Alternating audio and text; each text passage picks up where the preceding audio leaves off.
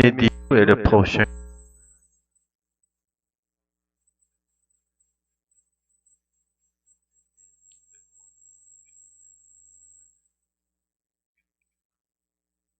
Tu ne voleras point, tu ne combattras point, et ce qu'il peut y encore y avoir se résume dans cette parole. Tu aimeras ton prochain comme toi-même. Les commandements négatifs du décalogue partent du principe que nous avons toujours la possibilité de tomber dans ces fautes. Mais par grâce, Dieu nous a souvent préservé des occasions de les commettre. Ainsi, les 10 commandements adressés au peuple déjà choisi de Dieu ne sont pas de simples interdits, mais une parole de grâce. Dieu associe son peuple à sa volonté glorieuse et leur permet par son aide d'éviter de tels actes. Car lorsque Dieu donne un commandement, il donne aussi la capacité de l'accomplir. Il nous suffit de croire et de recevoir cette force de lui. L'échec d'Israël dans l'Ancien Testament provient du fait qu'ils ont voulu observer la loi par leur propre force, capacité, et sans recevoir avec humilité le secours de Dieu. Déjà, l'Ancien Testament résumait toute la loi en 2 commandements. Aimer Dieu de tout son cœur et de toute sa vie, et aimer son prochain comme soi-même.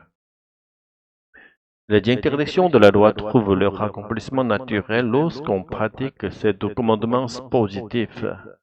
L'apôtre Paul, grand connaisseur de l'Écriture, le rappelle avec force en Romains 13, verset 9. Mais alors, aimer Dieu de tout son cœur et aimer son prochain comme soi-même. Est-ce à notre portée? Pas du tout. Dès la première étape de Yeshua, comment aimer tout notre être en Dieu invisible, parfois même douteux à nos yeux? C'est Dieu qui doit d'abord nous convaincre de son existence et se révéler à nous. Plus encore, c'est parce qu'il nous a aimés le premier, allant jusqu'à donner la vie de son Fils unique, que nous pouvons à notre tour l'aimer de toute notre vie.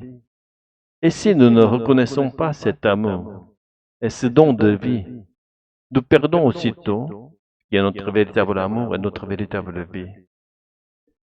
Nous, chrétiens, avons reçu par grâce l'amour de Dieu, la grâce de Jésus-Christ et la communion du Saint-Esprit.